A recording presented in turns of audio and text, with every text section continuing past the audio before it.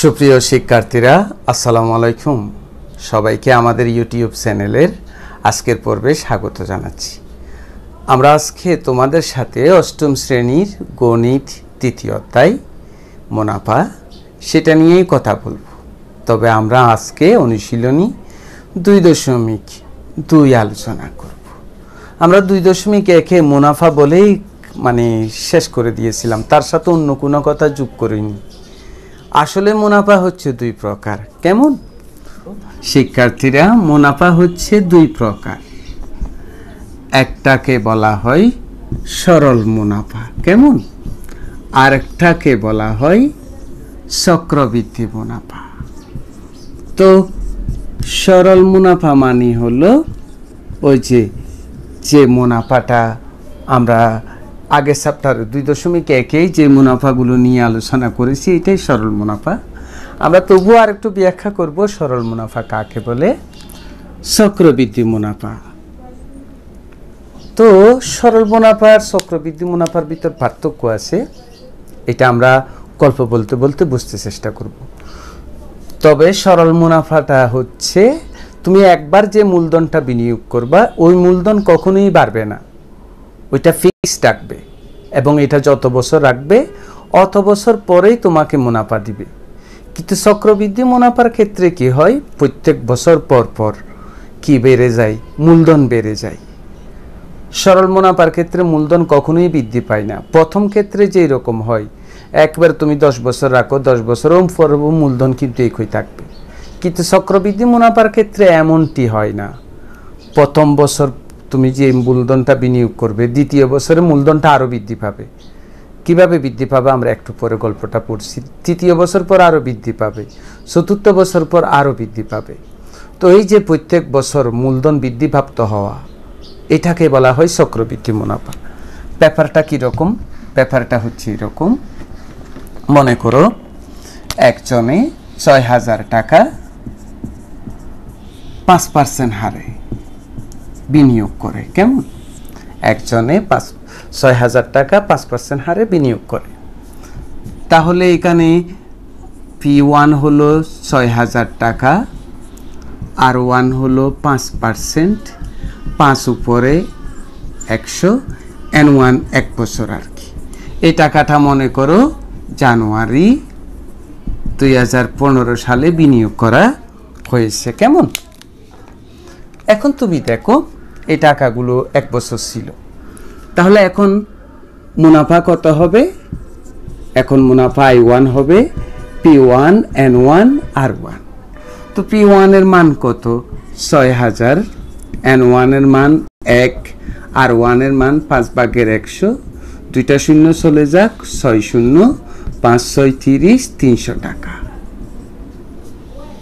তাহলে এই যে জানুয়ারি মাসের 2016 তারিখ 16 মাসে তখন মূলধন ধরা হবে, কিন্তু এই 6,000 টাকা না।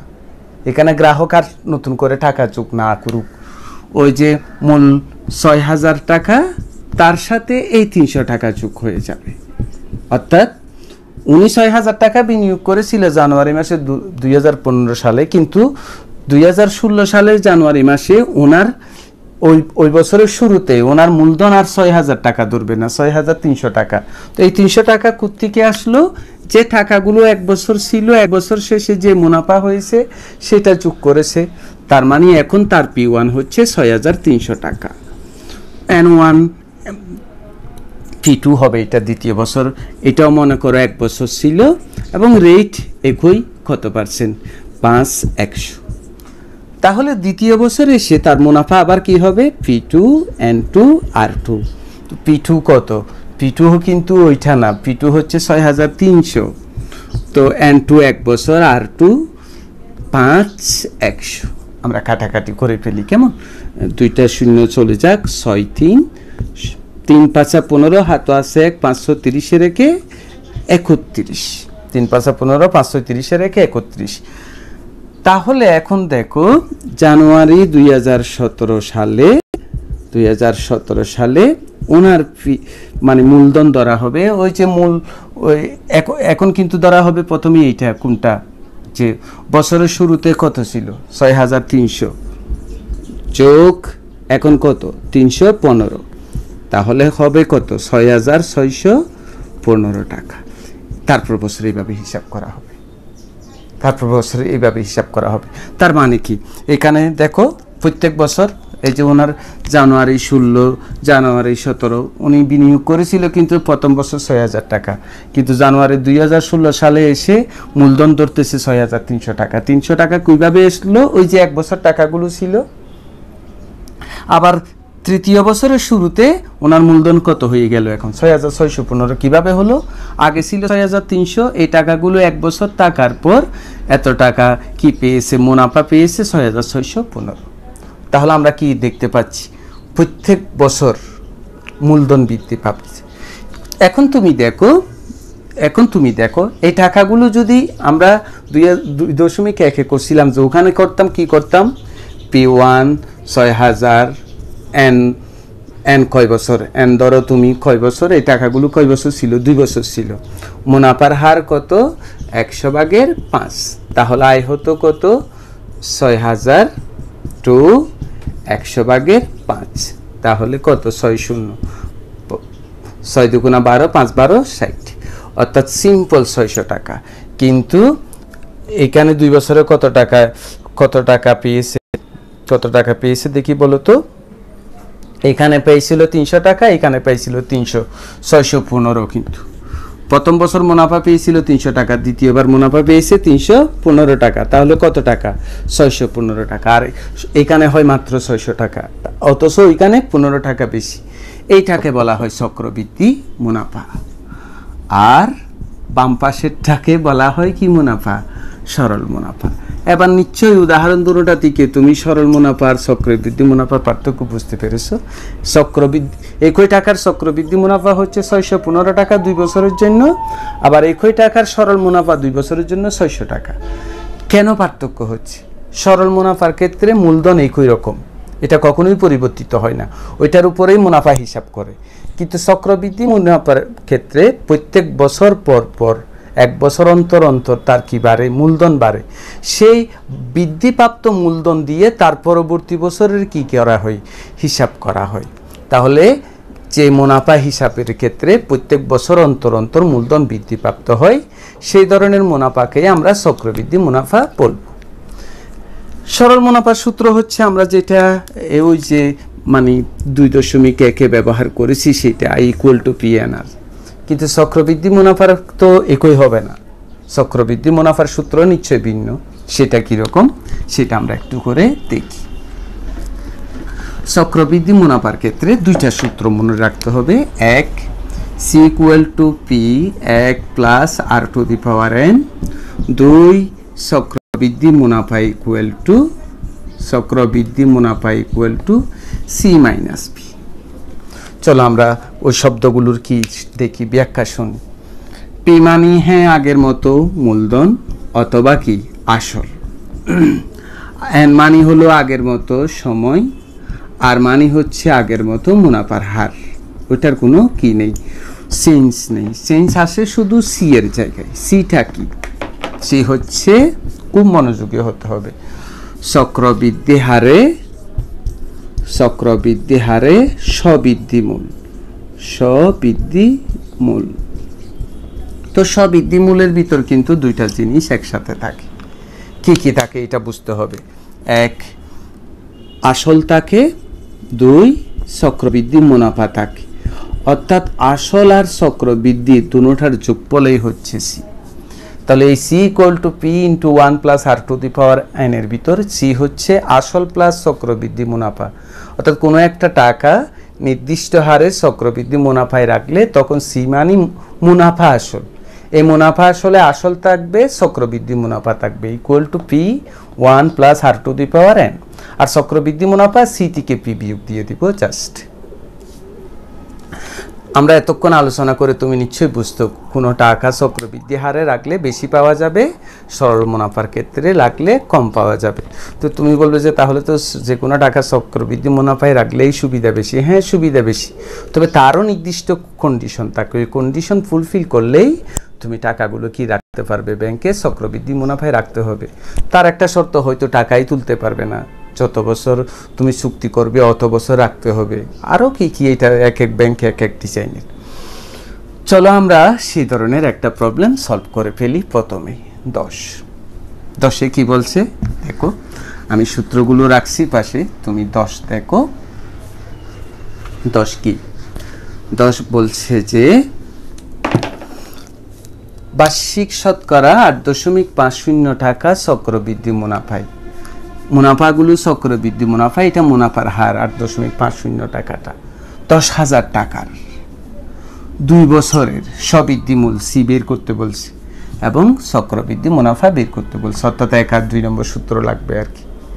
মুনাফার হার দেওয়া আছে, চক্রবৃদ্ধি মুনাফার বলছে টাকাগুলো 10,000 টাকা বিনিয়োগ করছে এবং এগুলো 2 বছর ছিল, চক্রবৃদ্ধি মূল বের করবা আর কি বের করবা, চক্রবৃদ্ধি মুনাফা বের করবা আর স্ববৃদ্ধি মূল বের করবা, এটাকে স্ববৃদ্ধি মূল বলে। কেমন? চলো আমরা প্রবলেমটার ভিতরে ঢুকি।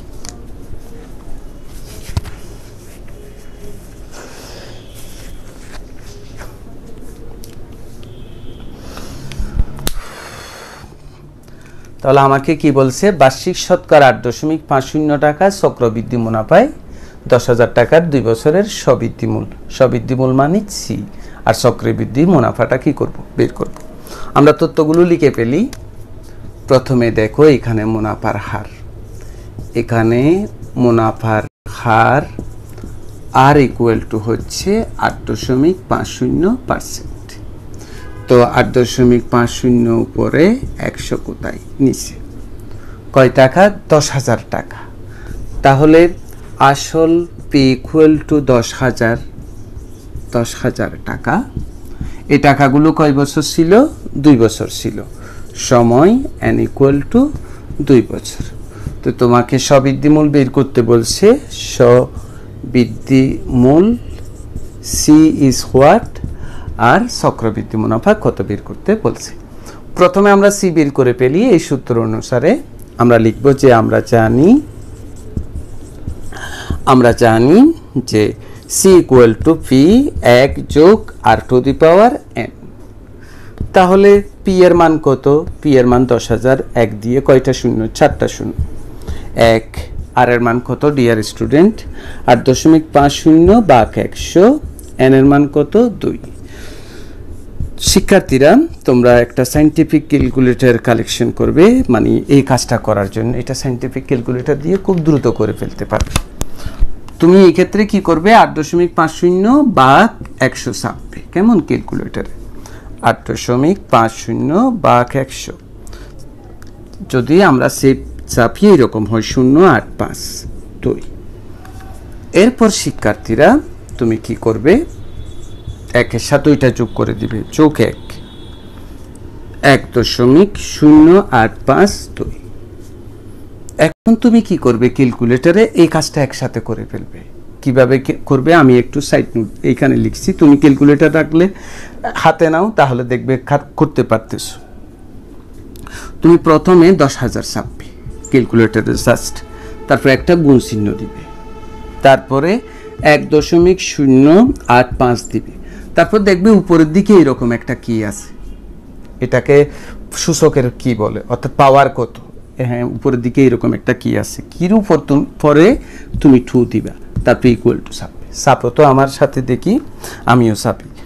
10,000 গুণ 1.085, ওই চিহ্নটা ছাপছি, 2 কত আসে দেখো, 11,772.25 টাকা।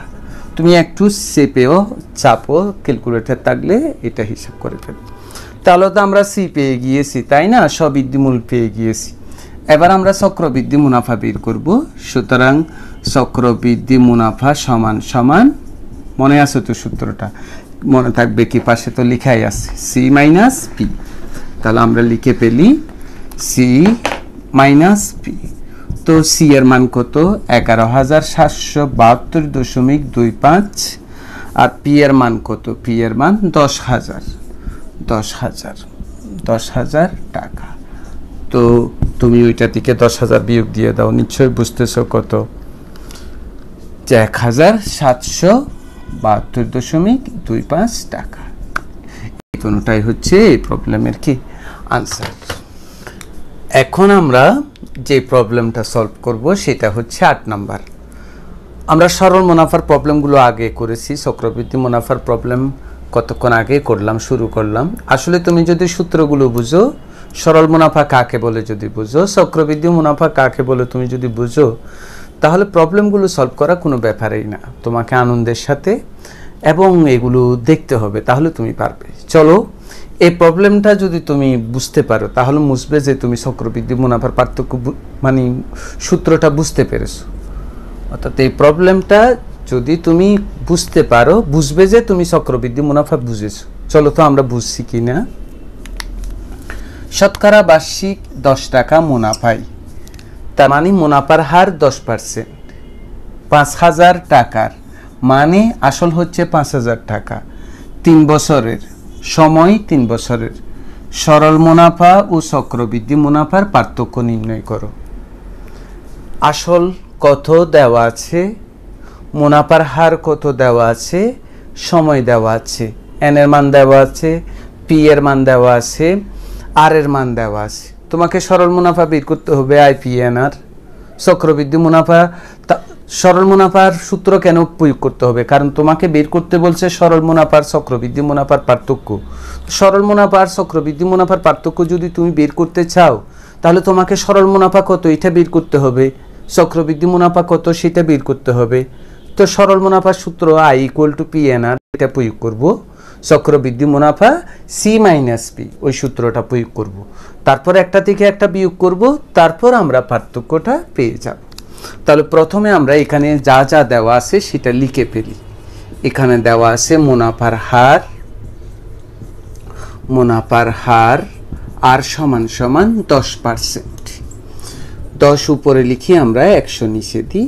কাটাকাটি করেও ফেলতে পারি, না করলেও কোনো অসুবিধা নাই। 100/1, 10/1 কাটলে আর কি। আসল পি সমান হচ্ছে 5,000 টাকা, 5,000 টাকা। এবং এই টাকাগুলো কয় বছর ছিল? সময় 3 বছর। এবার আমরা চক্রবৃদ্ধি মুনাফা আর সরল মুনাফা বের করি। প্রথমে আমরা সরল মুনাফা বের করি। সরল মুনাফা মানে ওই যে I equal to P N R, ওইটাই সরল মুনাফা। সরল মুনাফা I equal to P N R. তো শিক্ষার্থীরা, পি এর মান হচ্ছে 5,000, এন এর মান হচ্ছে 3, আর এর মান হচ্ছে 10/1। কাটাকাটি করি, 500, 3×5=1500 টাকা হচ্ছে সরল মুনাফা। এবার দেখি আমরা চক্রবৃদ্ধি মুনাফা কত। সুতরাং চক্রবৃদ্ধি মুনাফা equal to C minus P, চক্রবৃদ্ধি মুনাফা। তো সি এর মান সূত্র পি 1 যোগ R to the power N. P এর মানটা তুমি বসিয়ে দিতে পারো 5,000। তো পি এর মান হচ্ছে 5,000, কেমন 1 তো 1, আর এর মান হচ্ছে 10/1, এন এর মান হচ্ছে 3 বিয়োগ 5,000। এখন তোমাকে অত্যন্ত মনোযোগী হতে হবে। এটা হচ্ছে চক্রবৃদ্ধি মুনাফা। চক্রবৃদ্ধি মুনাফা ইকুয়াল টু, তুমি ক্যালকুলেটরটা থাকলে হাতে নাও, তাহলে আমার সাথে কাজটা তুমি শিখে ফেলতে পারবে। এটা হচ্ছে 5,000 যোগ 1 যোগ, তুমি ক্যালকুলেটরে 1/10 চাপো, 1/10 চাপলে হয় কি 0.1, পাওয়ারটা হচ্ছে 3 বিয়োগ 5,000। তো একের সাথে এটা যোগ করো, 5,000 1.13 বিয়োগ 5,000। যে তোমাকে কতক্ষণ আগে দেখালাম, তুমি প্রথমে 5,000 ছাপবে ক্যালকুলেটারে, গুণ চিহ্ন দিবে, 1.1 দিবে, এই কিটা দেবে, এই কিটা দিয়ে 3 দিবে, তারপর ইকুয়াল টু ছাপবে, দেখবে যে রেজাল্ট আসবে। 5,000 গুণ 1.1, তার উপর পাওয়ার হচ্ছে 3, আসে 6,655 টাকা বিয়োগ 5,000 টাকা। তো ওইটা থেকে তুমি 5,000 টাকা বিয়োগ দিয়ে দাও, দিলে হয় 1655 টাকা চক্রবৃদ্ধি মুনাফা। তো আমাকে তো বের করতে বলছে পার্থক্য। তুমি আলোচনার সময়ই বুঝেছো চক্রবৃদ্ধি মুনাফা বেশি হবে, সরল মুনাফা কম হবে। এই যে এটা বেশি হয়েছে, এটা কম হয়েছে, একটা থেকে আমরা একটা বিয়োগ দিলেই পার্থক্যটা কি করে ফেলতে পারবো, বের করে ফেলতে পারবো। তাহলে আমরা এবার লিখি, সুতরাং চক্রবৃদ্ধি মুনাফা ও সরল মুনাফার পার্থক্য সমান সমান 1655 বিয়োগ শিক্ষার্থীরা 1500। তো একটা থেকে একটা বিয়োগ দিই, কেমন? 1655 থেকে 1500 বিয়োগ দিলে 155 টাকা। 5 থেকে 0 গেলে 5, 5 থেকে 0 গেলে 5, 6 থেকে 5 গেলে 1। এটাই হচ্ছে এই প্রবলেমের আনসার। শিক্ষার্থীরা এবার আমরা করব 9 নম্বর প্রবলেমটা। এটার ভিতরে ঢুকে যেতে আমরা চেষ্টা করব। আমরা খুব মনোযোগী হব এই প্রবলেমটা সলভ করার জন্য। একই হার মুনাফায়, অর্থাৎ এখানে দুই রকম ব্যাপার থাকবে। দুটোটার জন্য মুনাফার হার একই রকম, দুটোটার জন্য একই হার মুনাফায়। কোনো মূলধনের 1 বছরান্তে চক্রবৃদ্ধি মূলধন 6500 টাকা। আমরা অতটুকু বুঝি। একই হার মুনাফায় কোনো মূলধনের 1 বছরান্তে চক্রবৃদ্ধি মূলধন 6500 টাকা। বছরান্তে মানে 1 বছর পর, অর্থাৎ কোনো একটা মূলধন 1 বছর পর চক্রবৃদ্ধি মূলধন হয়ে যায়, অর্থাৎ C1 হয়ে যায় 6500 টাকা। মূলধনটা কত বলতেছে না, মুনাফার হারও কত বলতেছে না, কিন্তু মুনাফার হার একই। ওই মূলধনটা 1 বছর রাখার পর চক্রবৃদ্ধি মূলধন হয়ে যায় 6500 টাকা। আবার 2 বছর পরে হয়, বছরান্তে মানে 2 বছর পরে, বছরান্তে চক্রবৃদ্ধি মূল 6760 টাকা। 6760 টাকা। মূলধন ফি কত সেটা আমাকে কি করতে হবে, বের করতে হবে। মুনাফার হার দেওয়া নাই।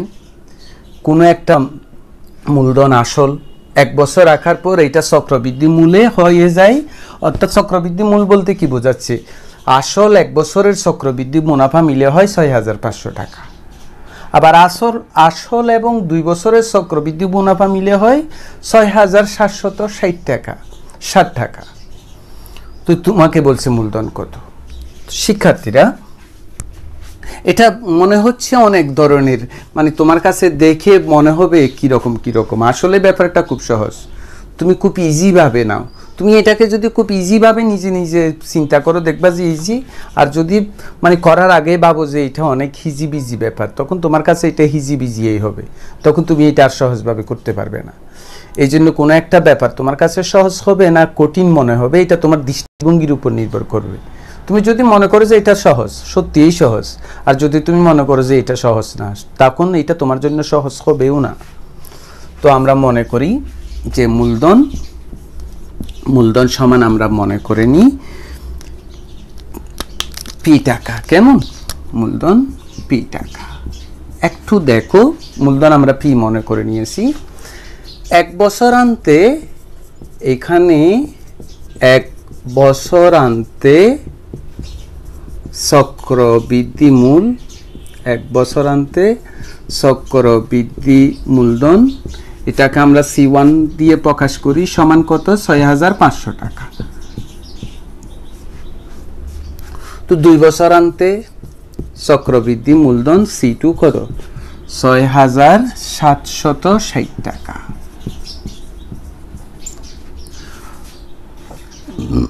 তুমি মুনাফার হারকে তুমি আর ধরো, পার্সেন্ট লিখবে না, মুনাফার হার আর পার্সেন্ট লেখার দরকার নেই।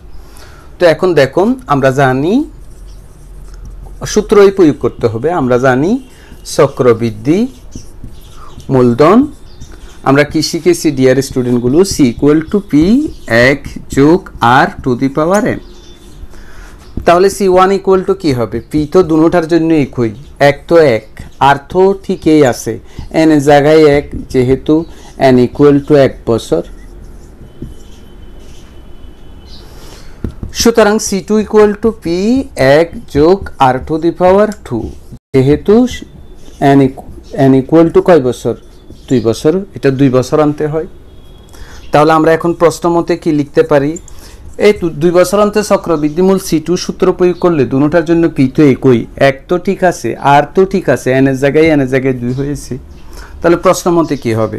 P1 যোগ R সমান P1 যোগ R, একটা আমরা দিচ্ছি না, এটা সমান কত? 6500। আবার P1 যোগ R পাওয়ার 2 সমান কত? 6760। এটাকে আমরা একটা সমীকরণ ধরি, এইটাকে আমরা আরেকটা সমীকরণ ধরি। এবার শিক্ষার্থীরা এই দুইটা সমীকরণ থেকে আমরা P এর মান বের করতে পারলেই আমাদের কাজ শেষ। আমরা একটু ভাবি কেমন, তুমি খেয়াল করে দেখো তো, এখানে 1 যোগ R আছে না, এখানেও কিন্তু 1 যোগ R আছে। তো P ইন্টু 1 যোগ R ইকুয়াল টু 6500। এখান থেকে যদি 1 যোগ R সমান বের করা যায়, সেটা এখানে বসিয়ে দিলে কাজটা অনেক সহজ হয়ে যায় না? আমরা কিন্তু তাই করব। কি করব দেখো, 1 হতে পাই 1 নম্বর হতে পাই 1 নম্বর হতে 1 যোগ R সমান 6500 ভাগ P।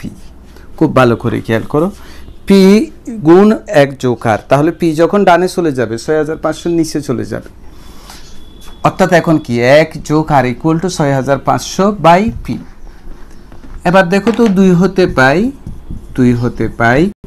2 হতে ডিয়ার স্টুডেন্টগুলো কি পাও দেখো, P 1 যোগ R স্কয়ার সমান 6760। তো শিক্ষার্থীরা 1 যোগ R এর মান কত? 6500, নিচে কত? P স্কয়ার সমান 6760, যেহেতু 1 যোগ R এর মান 6500 বাই P। এবার তুমি উপরের নিচেরটাকেও স্কয়ার করতে হবে, 6500 কে স্কয়ার করতে হবে। তো 6500 স্কয়ার মানে কি তুমি বুঝতেছো না? এখানে 6500 দুইটা হবে আর কি, সমান 6660। তো আমরা P কে P দিয়ে কাটি, একটা P থেকে যাই, তাহলে শিক্ষার্থীরা কি হয়? P গুণ 6760 সমান 6500 গুণ 6500। তো এইটা কিভাবে হয়েছে শিক্ষার্থীরা? এইটা নিচে 1 আছে, তো P এর সাথে 6760 গুণ হয়েছে, 1 এর সাথে 6500 গুণ 6500 গুণ হয়েছে। তো আমরা তো P এর মান বের করব, সেই জন্য এই পুরাটাকে আমরা ডানে নিয়ে যাব। ডানে নিয়ে গেলে কি হয় দেখো, 6500 গুণ 6500, নিচে হবে 6760। শিক্ষার্থীরা কাটাকাটি করি, 650, এটা 676, 5 দিয়ে কাটি অথবা 13 দিয়ে কাটো, 5 13 65। 676কেও কিন্তু 13 দিয়ে কাটা যায়, 13 দিয়ে কাটলে হয় 52। আবার দেখো এটাকে 2 দিয়ে কাটো 25, এটাকে 2 দিয়ে কাটলে 2 দুগুণা 4, 6 দুগুণা 12, এটাকে 13 দিয়ে যাই দেখো, 5 13 65, 2টা 0, 13 দুগুণা 26, আবার 2 দিয়ে কাটো 25, 250। তাহলে আমরা 250কে 25 দিয়ে গুণ দিলে হয় 6250। আমাকে কি বের করতে বলছে? মূলধনে বের করতে বলছে। তাহলে শিক্ষার্থীরা নির্ণয় মূলধন হবে কত? 6250 টাকা। এটাই হচ্ছে এই প্রবলেমের আনসার। তো সুপ্রিয় শিক্ষার্থীরা, এত ধৈর্য ধরে এতক্ষণ পর্যন্ত এই পর্বটা যে তোমরা দেখেছো, এই জন্য তোমাদেরকে অসংখ্য ধন্যবাদ। আগামী পর্বগুলোতেও তোমরা আমাদের সাথে থাকবে, এরকম প্রত্যাশা করছি। সবাই ভালো থাকো, সুস্থ থাকো। আল্লাহ হাফিজ।